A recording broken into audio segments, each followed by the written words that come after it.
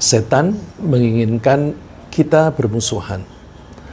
Allah menghendaki manusia hidup tentram dan bahagia tanpa ada ancaman dari pihak lain di antara kita, di antara manusia, yang biasanya disebabkan oleh rasa kebencian dan rasa permusuhan.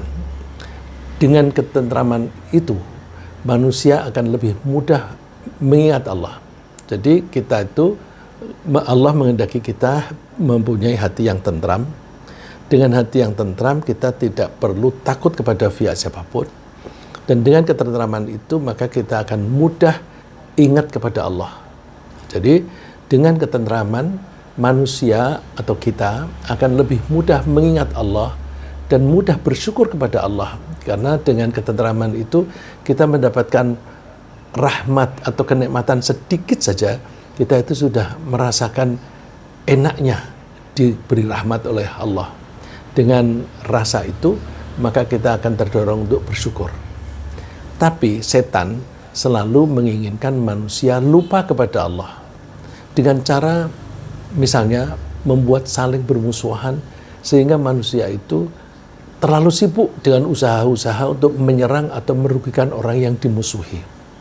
Orang kalau sedang bermusuhan, itu selalu mengingat dia. Bagaimana caranya aku bisa merugikan dia, bagaimana saya bisa menyakiti dia, atau bahkan bagaimana saya bisa melenyapkan dia. Nah, kesibukan itu membuat kita menjadi lupa kepada Allah. Nah, dalam memprovokasi permusuhan, setan biasanya menggunakan berbagai cara, termasuk mendorong manusia untuk mengonsumsi minuman keras dan berjudi. Dengan minuman keras, orang biasanya kesadarannya berkurang, kemudian semangat marahnya itu menjadi makin tinggi, sehingga orang yang mabuk itu cenderung untuk berbicara kotor, maki-maki, yang bisa menyebabkan permusuhan. Perjudian juga begitu, pihak yang kalah biasanya merasa sakit hati karena hartanya dikeruk oleh yang menang. Ya, sebenarnya dia salah sendiri kenapa mengikuti perjudian, gitu ya. Jadi setan memprovokasi kita agar kita bermusuhan itu dengan berbagai cara, antara lain dengan perjudian dan minuman keras. Innama yuridullahu ayyuqi'a bainakumul adawata wal baghdha'a fil khamri wal maisir wa yasuddakum an dzikrillahi wa anis shalah. Fahal antum muntahun? Sesungguhnya setan itu ingin memasukkan rasa permusuhan di antara kalian dan rasa saling membenci melalui minuman keras dan melalui perjudian. Dan dengan demikian setan bisa menghalang-halangi kalian untuk ingat kepada Allah. Jadi targetnya setan itu supaya lupa kepada Allah. Tapi melalui permusuhan. Nah, permusuhan itu merugikan kita sendiri. Tapi permusuhan itu sendiri membuat kita itu selalu ingat kepada yang kita musuhi. Karena selalu ingat kepada yang kita musuhi, meskipun ingatnya itu ingat untuk menyakiti dia, impact-nya adalah bahwa kita menjadi lupa kepada Allah. Karena lupa kepada Allah, maka lupa perintah-perintah Allah termasuk sholat. Fahal antum muntahun, apakah kalian mau berhenti? Nah, ini ayat ini konteksnya dulu waktu diturunkan. Sebelum Al-Quran turun, orang-orang Arab, Makkah dan Madinah itu biasa minum minuman keras. Karena kebiasaan itu, maka mereka sulit meninggalkan. Oleh karena itu, ketika ada seseorang yang mempertanyakan tentang minuman keras dan perjudian, Allah menjawabnya secara normatif bahwa perjudian dan minuman keras itu di situ ada kebaikan, tapi ada juga keburukan. Tapi keburukannya lebih banyak daripada kebaikannya. Terus waktu itu belum ada larangan untuk minum minuman keras. Mereka masih minum. Karena mereka masih minum, suatu saat ada seseorang yang mengimami sholat, membaca Al-Quran, membacanya terbalik-balik. Karena membacanya terbalik-balik, misalnya seharusnya aku tidak akan menyembah apa yang kamu sembah, menjadi aku menyembah apa yang kamu sembah. Nah, ini kan menyebabkan musyrik. Nah, terus turunlah ayat yang mencegah orang-orang muslim untuk sholat dalam keadaan mabuk. Saat itu orang-orang mulai mengurangi konsumsi minuman keras dan perjudian. Nah, mereka menguranginya dengan cara ketika jarak antara sholat yang satu dengan yang berikutnya itu dekat, mereka tidak mengkonsumsi minuman keras. Jadi mereka hanya minum minuman keras di waktu malam setelah sholat isya, dengan harapan nanti sholat subuh sudah segar kembali. Nah, terus ada sahabat yang minta ketegasan, hukumnya gimana sih? Boleh apa enggak? Lalu turunlah ayat ini bahwa setanlah yang menghendaki manusia itu mengkonsumsi minuman keras dan berjudi, tujuannya supaya membelokkan perhatian mereka dari Allah kepada permusuhan tadi.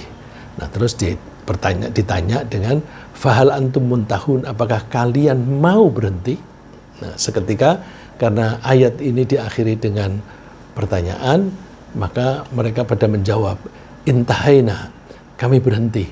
Dan saat itu juga semua yang masih mempunyai simpanan minuman keras langsung dibuang, sehingga Madinah pada saat itu tersebar bau minuman keras. Nah, setan seringkali berhasil dalam memprovokasi dan mengadu domba manusia. Karena manusia sendiri memang memiliki bakat atau potensi untuk bermusuhan. Di samping banyak hal yang menyebabkan mereka bermusuhan. Jadi, kenapa kok setan itu seringkali berhasil memprovokasi agar kita bermusuhan? Karena memang kita punya potensi untuk bermusuhan. Di samping potensi di dalam diri kita, faktor luar juga banyak hal-hal yang menyebabkan kita bermusuhan. Misalnya apa? Misalnya, semua manusia itu membutuhkan makan, minum, dan sumber daya alam untuk mempertahankan kehidupan. Tapi, kesediaan sumber daya alam itu sangat terbatas. Misalnya, kita semua orang Indonesia membutuhkan beras. Ketersediaan beras itu terbatas. Zaman sekarang lumayan, kalau produksi dalam negeri kurang kita bisa impor. Tapi kalau zaman dulu kan sulit. Ya. Nah, sehingga dengan kurangnya sumber daya itu, maka manusia menjadi berusaha saling berebut untuk memperebutkan hal-hal yang dibutuhkan. Karena sumber dayanya yang direbutkan itu sedikit, maka seringkali itu mendorong manusia untuk bertikai. Ya. Dan itu berlaku sampai sekarang. Jadi umumnya kebanyakan orang itu bertikai karena sumber daya tadi. Apakah sumber daya itu langsung merupakan makanan atau berupa uang yang bisa dipakai untuk membeli makanan. Nah, jadi kalau dulu ada orang yang mengatakan agama ini seringkali membuat orang bertikai, bunuh-membunuh. Orang itu tidak sadar bahwa uang itu lebih banyak menyebabkan orang bertikai. Atau uang itu dipakai untuk membeli sumber daya. Sekarang ini banyak pertikaian karena memperebutkan sumber mineral, sumber minyak dan sebagainya. Nah, berarti karena sumber daya itu memang terbatas, maka orang itu makin terdorong untuk bermusuhan untuk memperebutkan sumber daya tadi. Nah, potensi permusuhan itu yang ada di dalam diri kita itu sudah disebutkan dan diperingatkan oleh Allah kepada kita pada saat manusia yang pertama, yaitu Nabi Adam. Pada waktu Nabi Adam dan istrinya disuruh keluar dari surga, Allah sudah wanti-wanti, hati-hati kalian akan bermusuhan satu dengan yang lain. Allah berfirman, qala habitha minha jami'a, silahkan keluar, turun dari surga semuanya. Ba'dukum li ba'din adu. Sebagian dari kalian akan bermusuhan terhadap sebagian yang lain. Kok bisa begitu? Iya, karena mereka kan biasa tinggal di surga. Mereka membutuhkan apapun barang tersedia. Mereka menginginkan apapun di sana ada. Jadi tidak ada kebutuhan untuk berebut. Tapi begitu manusia turun ke bumi, ketersediaan sumber daya itu terbatas. Maka itu menyebabkan mudahnya pertikaian antar manusia. Tapi Allah memberikan bimbingan. Fa imma ya'tiyannakum minni hudan faman tabi'a hudaya fala yadhillu wa la yashqa. Kalau nanti datanglah kepada kamu itu petunjuk dariku Allah, maka siapa yang mau mengikuti petunjuk itu, dia tidak akan tersesat dan tidak akan sengsara. Apa itu maksudnya? Nanti kalian bisa kembali lagi ke surga. Di surga itu tidak ada perbuatan yang sesat dan tidak ada yang membuat celaka. Di surga tidak ada rasa capek, tidak ada kebutuhan yang tidak terpenuhi, maka di sana nyaman hidupnya. Tapi kita harus mengikuti pedoman, petunjuk dari Allah supaya kita hidup damai di muka bumi ini. Kemudian permusuhan itu setelah Allah memperingatkan kepada Nabi Adam sudah dimulai oleh anaknya sendiri, yaitu Qabil, yang memusuhi adiknya namanya Habil. Pada saat itu masih ada kekurangan sumber daya manusia.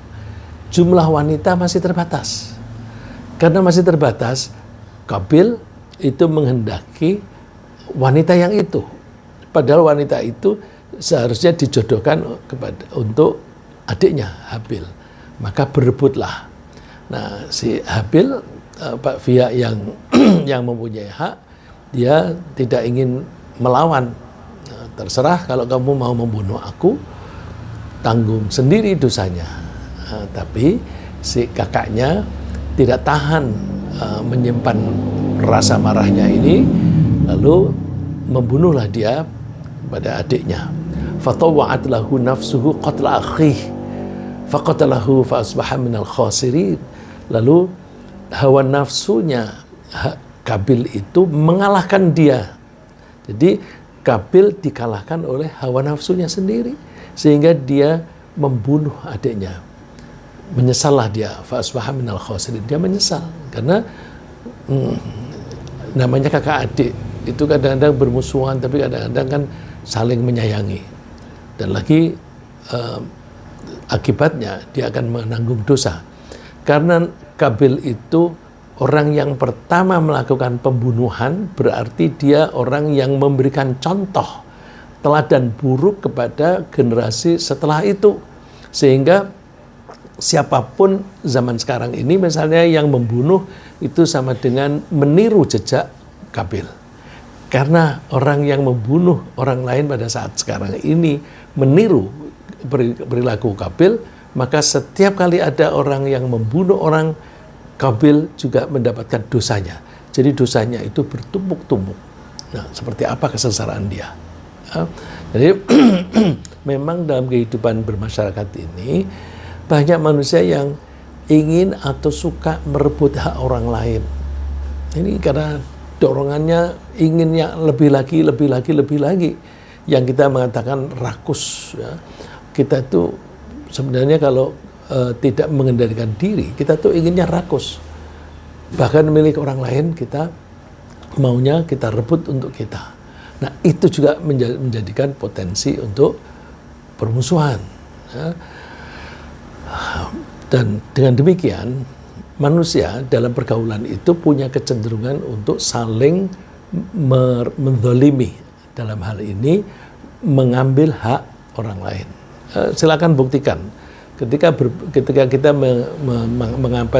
mengamati bisnis, kegiatan bisnis, maka banyak sekali perusahaan-perusahaan atau orang-orang yang ketika berbisnis itu melakukan penipuan-penipuan. Nah, penipuan itu kan sebenarnya merebut hak orang lain, misalnya barang yang seharusnya seharga 100.000, dia menipu bahwa barang ini kualitasnya begini dan begini, kemudian orang itu tergiur untuk membeli, padahal harganya seharusnya 100, dia terpaksa membeli dengan harga 200. Itu berarti yang menipu ini, penjual ini merampas hak orang lain yang kelebihannya tadi. Allah mengemukakan mengutip apa yang dikatakan oleh Nabi Dawud. Nabi Dawud pada waktu ada dua orang yang berselisih, yaitu yang satu mempunyai 1 ekor kambing, yang satu memiliki 99 ekor kambing. Masing-masing itu memiliki itu. Tapi yang memiliki 99 ingin merebut yang satu. Alasannya supaya genap menjadi 100. Nah, kok tega yang sudah punya 99 merebut yang satu? Tega zaman sekarang sudah banyak buktinya. Orang-orang yang korupsi itu kan banyak yang mengkorupsi hak orang miskin. Bukan hanya pejabat yang korupsi. Orang-orang kaya yang tidak mau membayar zakat, itu sebenarnya orang itu merampas hak orang lain. Karena harta yang lebih dari yang dibutuhkan, itu sebagian harus dikeluarkan untuk membayar zakat. Jadi berarti di dalam harta orang kaya itu ada bagian yang menjadi hak orang miskin. Kalau orang kaya ini tidak membayar zakat, berarti dia mengambil hak orang lain. Jadi berarti dia mencuri hak orang lain sebelum hak itu diserahkan kepada pemiliknya. Nah, itu banyak. Jadi kalau dengan demikian kan berarti yang kaya merampas hak orang miskin. Nah, gejala ini memang kapanpun selalu ada. Nabi Dawud waktu itu sebagai raja dan hakim menghakimi dua orang yang berselisih tadi, mengatakan qala laqad zalamaka bisu'ali na'jatika ila ni'ajih wa inna katsiran minal khulata'i la yabghi ba'duhum 'ala ba'din illa alladzina amanu wa 'amilus solihati wa qalilum ma hum. Ini yang satu ini yang mempunyai 99 kambing, dia telah zalim. Dia telah menzalimi temannya dengan cara minta kambing temannya ini. Memang banyak orang yang bergaul, ya, khulata itu orang yang bergaul, ya, artinya bercampur dalam kehidupan, itu berarti bergaul. Memang banyak di antara orang-orang yang bergaul itu punya kecenderungan merampas hak sebagian yang lain. Kecuali orang yang beriman dan beramal solih. Nah, ini kan ada kaitannya dengan yang tadi dipesankan kepada Nabi Adam, bahwa Allah akan selalu memberi bimbingan.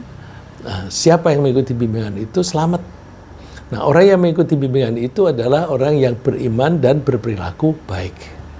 Tapi komentarnya Nabi Adam ini, wa qalilum mahum, betapa sedikit mereka itu yang beriman dan beramal soleh dan tidak menzalimi orang lain, itu jumlahnya sangat sedikit. Bukan hanya sedikit, tapi sangat sedikit. Setan juga mendorong manusia untuk saling bermusuhan dengan cara saling berbantah-bantahan. Bantah-bantahan itu apa salahnya? Orang kalau berbantah-bantahan itu kan merasa diri lebih unggul daripada yang dibantah. Merasa lebih pintar daripada yang dibantah. Merasa lebih berhak daripada yang dibantah. Merasa lebih mulia daripada yang dibantah. Jadi bantah-bantahan yang nuansanya semacam itu tidak baik. Bagaimana kalau bantah-bantahan itu kebenaran? Itu bukan seharusnya bukan bantah-bantahan, tetapi diskusi, musyawarah. Nah, kalau musyawarah itu semangatnya semangat bersahabat untuk mencari kebenaran. Tapi kalau bantah-bantahan, itu masing-masing ingin menunjukkan bahwa aku lebih pinter, aku lebih ngerti. Nah, meskipun dua orang ulama misalnya, dua orang yang punya ilmu, kalau bantah-bantahannya itu semangatnya hanya untuk menunjukkan kehebatannya dia, itu termasuk bujukan setan. Kalau kita mau mencari kebenaran, silahkan, tapi semangatnya adalah semangat musyawarah untuk mencari kebenaran, bukan untuk menonjolkan kehebatan diri. Nah, Allah mengingatkan kita, wa inna syayatina layuhuna ila awliyaihim liyujadilukum. Setan-setan itu saling membisiki di antara mereka, saling berbisik di antara mereka. Supaya apa? Supaya bisa membantah kalian.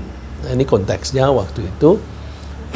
Jadi di antara orang-orang kafir itu kalau ingin membantah Nabi Muhammad, mereka berunding seperti yang dilakukan oleh Abu Jahal bersama dengan Walid yang waktu itu sedang dikerubuti oleh beberapa orang kafir di Mekah.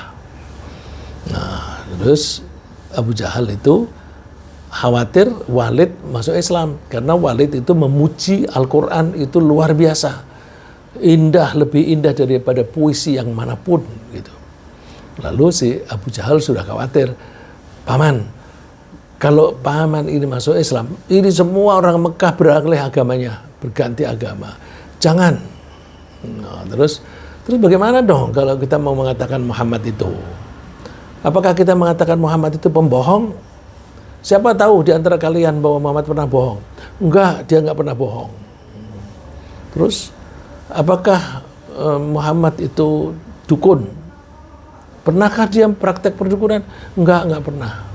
Nah, jadi itu mereka bermusyawarah bagaimana cara menaklukkan Nabi Muhammad. Akhirnya mereka sampai kepada kesimpulan, dia itu tukang sihir. Sebenarnya mereka sendiri juga menyaksikan bahwa Nabi Muhammad tidak pernah melakukan sihir, tapi mereka berunding kita mengalahkannya bagaimana. Nah, itu sampai sekarang juga begitu. Jadi kalau ada kecurangan-kecurangan, mereka itu berunding, kita ngomongnya kepada masyarakat bagaimana. Kalau kita ditanya oleh DPR, jawabnya kayak apa. Nah, itu sudah dirundingkan supaya bisa membantah liyujadilukum. Kemudian tentu setan akan senang sekali jika manusia itu berbantah-bantahan, terutama jika bantahannya itu untuk menentang kebenaran ajaran Allah. Karena bantahan semacam itu akan menyeretnya ke neraka, dan setan senang sekali kalau manusia pada masuk neraka. Wa minan nasi may yujadilu fillahi bighairi ilmi wa yattabi'u kulla syaitanin marid. Kalau ada orang yang membantah isi ayat Al-Quran, kalau isi ayat Al-Quran itu sudah jelas, kemudian dibantah.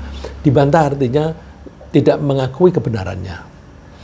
Kalau misalnya diskusi bagaimana kandungan ayat ini, itu tidak masalah, itu kan musyawarah, ya, diskusi. Tapi kalau membantah, ini ayat ini nggak benar nih, ayat ini bertentangan dengan ilmu pengetahuan, nah itu yang dikehendaki oleh setan. Ya. Wa minan nasi may yujadilu fillahi bighairi ilm wa yattabi'u kulla syaitanin marid. Di antara manusia ada orang yang suka bantah-bantahan mengenai Allah tanpa mereka mengetahui ilmunya, dan mereka mengikuti setan yang terkutuk. Nah, orang yang berbantah-bantahan menuruti setan seperti itu, kutiba alaihi annahu man tawallahu fa annahu yudhilluhu wa yahdihi ila adzabis sa'ir. Orang yang berbantah-bantahan mengikuti jejak setan, maka dia akan tersesat, dan setan itu hanya akan menunjukkan jalan menuju ke neraka sa'ir. Memang mudah sekali bagi setan untuk mendorong manusia untuk berbantah-bantahan, karena manusia pada dasarnya memang suka berbantah-bantahan. Nggak tahu, kita itu manusia memang suka berbantah-bantah karena kita itu diberi akal, diberi kecerdasan, kemudian kita belajar. Nah, kadang-kadang setelah kita belajar itu kita ingin menunjukkan hasil belajar kita. Nah, untuk menunjukkan hasil pelajaran kita itu, lalu terus kita suka ngetes yang lain, tahu apa enggak. Nah, terus bantah-bantahan. Nah, itu berarti ada keinginan menonjolkan diri. Keinginan menonjolkan diri itu bawaan manusia memang, karena manusia itu ingin mendapatkan penghargaan. Tapi sebenarnya penghargaan itu tidak harus dengan cara merendahkan orang lain. Nah, kalau merendahkan orang lain, menganggap orang lain bodoh, itu namanya sombong. Nah, banyak di antara manusia itu menggunakan bantahan untuk mempertahankan gengsi atau harga diri. Nah, ini kalau bagi kita yang misalnya suka berdakwah, kita memberikan penjelasan tentang agama, hati-hati kalau kita ditanya oleh orang, kemudian kita tidak mempunyai pengetahuan yang cukup untuk itu, jangan ngarang. Ya, kita jangan ngarang, kita terus terang saja, mohon maaf saya belum tahu itu, saya tidak berani menjawabnya. Itu jauh lebih baik daripada ngarang, ya, karena kalau ngarang itu menjadi salah dan menjadi sesat, dirinya sesat dan menyesatkan orang lain. Ya. Bahwa manusia itu memang punya kecenderungan berbantah-bantahan itu diungkapkan oleh Allah. Walaqad sarrafna fi hadzal qur'ani lin-nasi min kulli mathal wa kana al-insanu aktsara syai'in jadala. Sungguh kami sudah uraikan percontohan-percontohan, perumpamaan-perumpamaan yang ada di dalam Al-Qur'an. Tapi manusia itu memang makhluk yang banyak membantah. Ya iyalah, karena manusia itu kan diberi akal. Kalau orang tidak punya akal tidak bisa membantah. Jadi akal itu ada baiknya, ada buruknya. Ada baiknya dengan akal kita bisa mencari solusi terhadap problem apapun yang sedang kita hadapi. Dengan akal kita bisa mengetahui rute yang mana atau pekerjaan yang mana yang bisa mengantarkan kita kepada cita-cita yang kita inginkan. Itu dengan akal. Tapi ada sisi buruknya. Akal itu cenderung membuat kita menjadi terlalu kreatif. Ya, kreatif itu perlu, tapi kalau saya bilang kreatif itu artinya kreatif berlebihan, itu menjadi liar, ya, menjadi liar yang tidak berdasar. Jadi karena liar tidak berdasar maka menjadi sesat. Juga dalam konteks ini orang yang rajin belajar itu ingin menunjukkan kepintarannya, lalu akhirnya jadi sombong. Itu sisi negatifnya kecerdasan. Nah, kita hati-hati kalau kita menjelaskan kepada orang lain tentang sesuatu, pengetahuan tentang agama, kita tahu batasan kita. Batasannya adalah yang saya tahu. Di luar itu kalau ada pertanyaan lebih baik tidak usah kita jawab. Nah, dan insya Allah justru reputasi kita menjadi baik kalau kita tidak mau menjawab yang kita tidak tahu. Karena apa? Dengan mengatakan demikian berarti apa yang dia katakan itu sudah diyakini oleh dia bahwa itu benar. Dia tidak akan bicara yang dia tidak mengetahui. Nah, tentu kebenaran Al-Quran itu tidak akan terbantahkan karena ayat-ayatnya itu difirmankan oleh Allah yang maha benar. Allah itu yang menciptakan segala sesuatu. Maka kalau Allah menguraikan tentang ciptaannya, ya dialah yang paling tahu. Ya. Jadi orang yang membantah Al-Quran itu sebenarnya sombong, ya, karena dia merasa lebih ngerti daripada Allah. Gitu. Ya. Ini orang-orang sombong yang mau membantah kebenaran Al-Quran. Allah menyebutnya, Innal ladzina yujadiluna fi ayatillahi bighairi sultanin atahum. Orang-orang yang suka membantah isi ayat Al-Quran, ayat-ayat yang disifirkan oleh Allah, tanpa kekuasaan yang dimiliki. Sultan itu kekuasaan atau yang dalam bahasa Inggris disebut authority. Kalau orang mengemukakan suatu teori tapi dia tidak punya authority, artinya dia tidak dilengkapi dengan pengetahuan-pengetahuan yang cukup mengenai itu, maka in fi sudurihim illa kibrum ma hum bibalighi, tiada lain karena di benaknya itu ada kesombongan. Dia sombong ingin menjadi orang besar padahal dia tidak mencapai itu. Ya. Jadi kita jaga diri jangan sampai sombong, dan sudah terbukti makhluk yang sombong pertama kali di surga langsung diusir, yaitu iblis.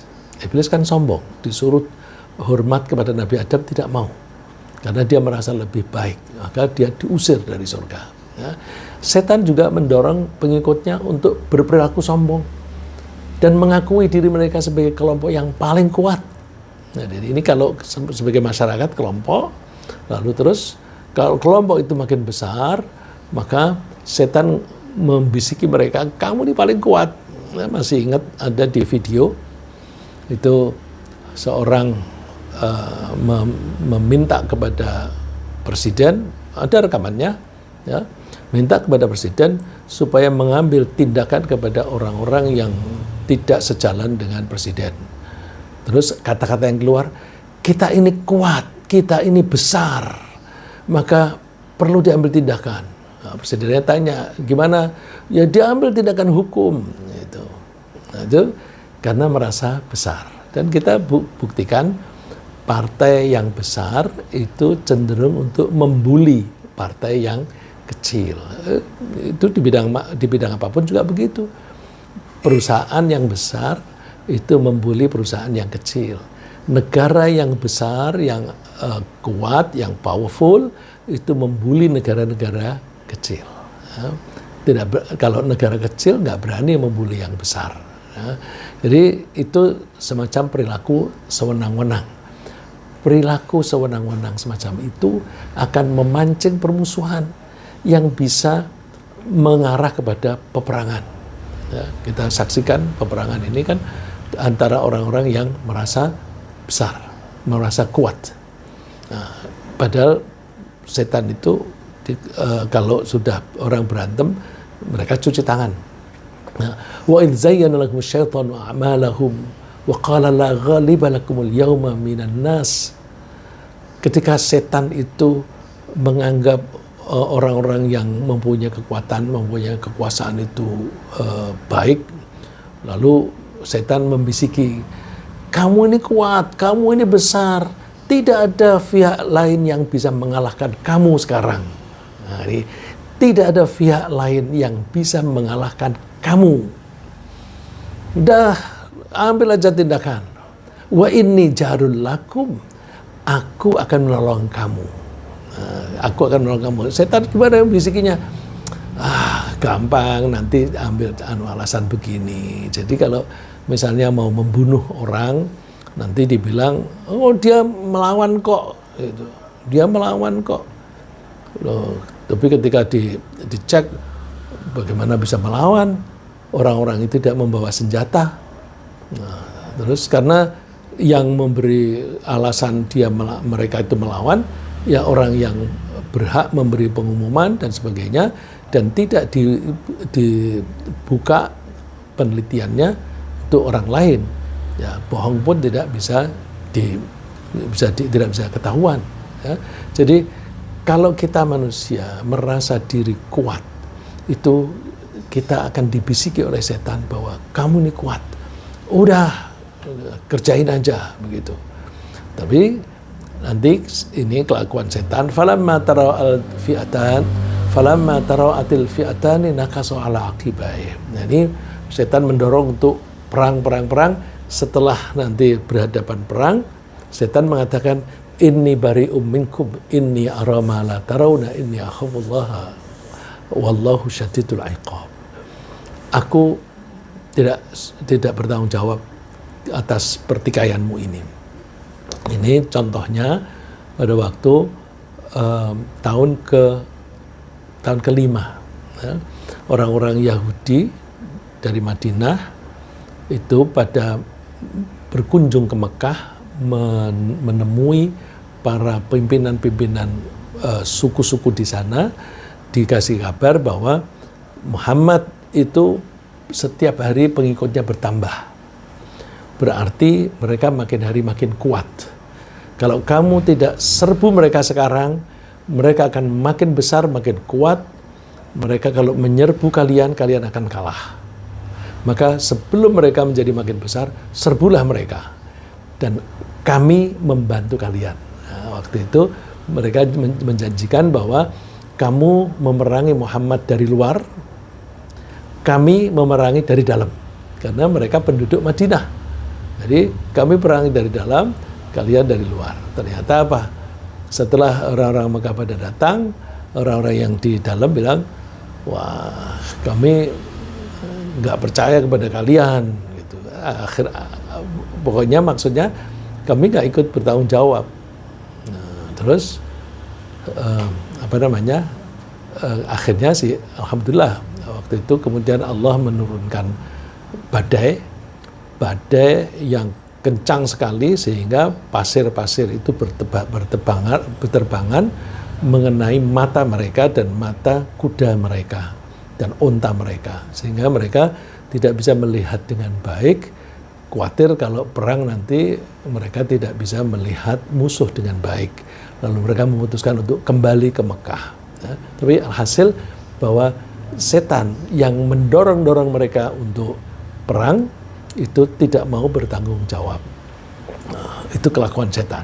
Nah, agar kita orang-orang yang beriman tidak terjebak dalam permusuhan antara satu dengan yang lain, Rasulullah SAW memperingatkan supaya kita menghindari prasangka buruk terhadap pihak lain.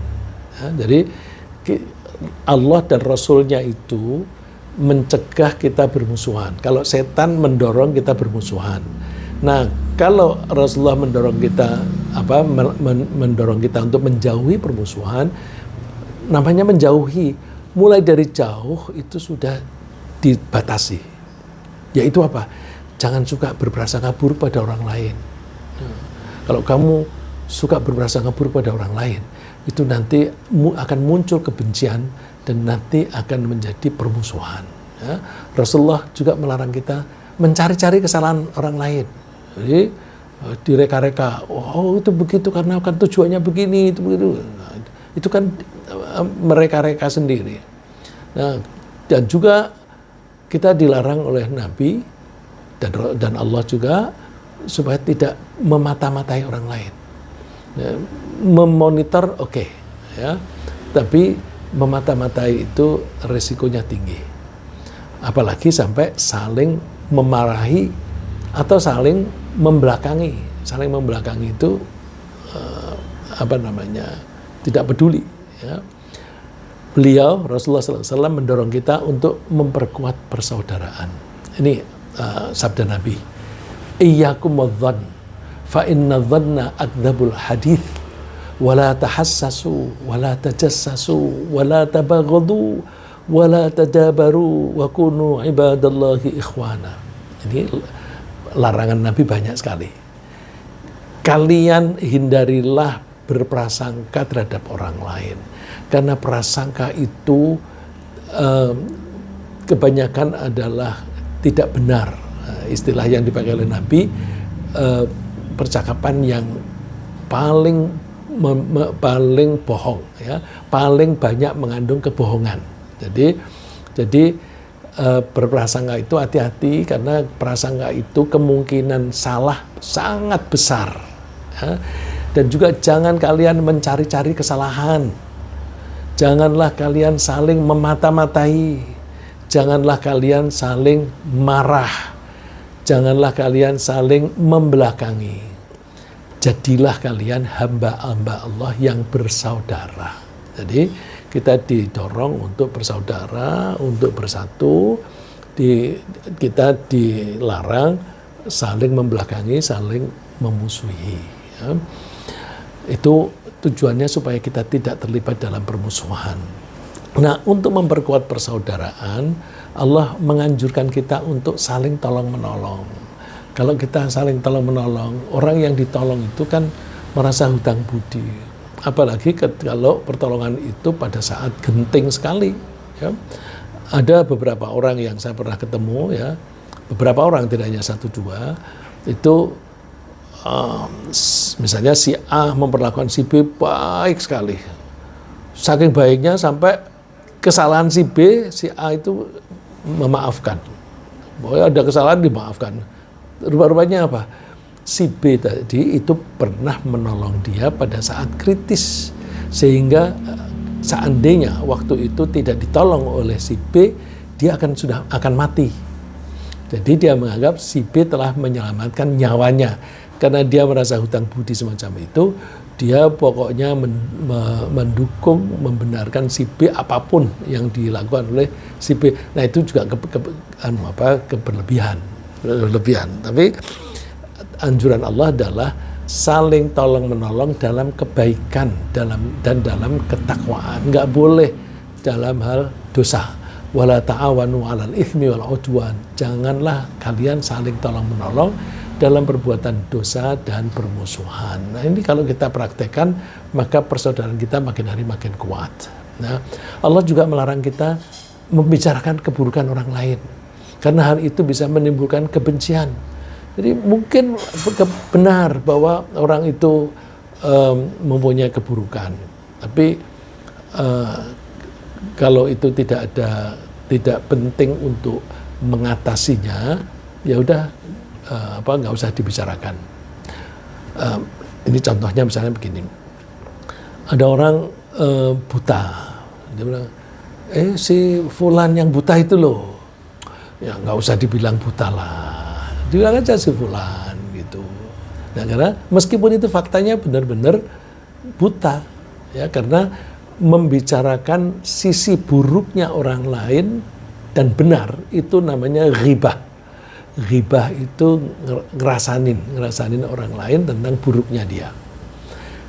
Kalau yang dibicarakan itu tidak sesuai dengan kebenaran, itu namanya fitnah. Jadi benar atau salah tetap dilarang. Tentu ketika salah larangannya lebih kuat. Ya. Kalau itu tidak buta dibilang buta, itu namanya fitnah. Jadi contoh kalau buta kan kelihatan mata. Jadi, misalnya dia tidak korupsi, kemudian dibicarakan bahwa dia kan korupsi itu, nggak ada bukti apa-apa, terus bilang, oh itu orang itu korupsi.